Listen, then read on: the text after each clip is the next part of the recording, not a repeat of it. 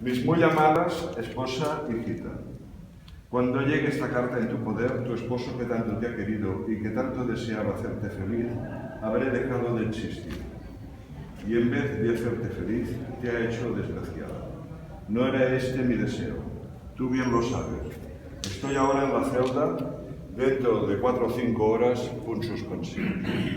Completamente en mis plenas facultades, ni me tiembla el pulso al escribirte, muero como mueren los de mis ideas. Educa a nuestra hijita y tú no me llores ni te desesperes. Piensa en las palabras que te dije. Por querer vuestra felicidad, porque os quería mucho, he pasado muchas fatigas y por fin me cuesta la vida. He jugado y he perdido. Si hubiera ganado, hubierais sido felices vosotras y todos los trabajadores honrados. He perdido y me cuesta la vida. Orgulloso de haberla expuesto por vuestra felicidad y por la causa general del trabajador, educa a nuestra hijita, vela por ella, ya que yo no podré.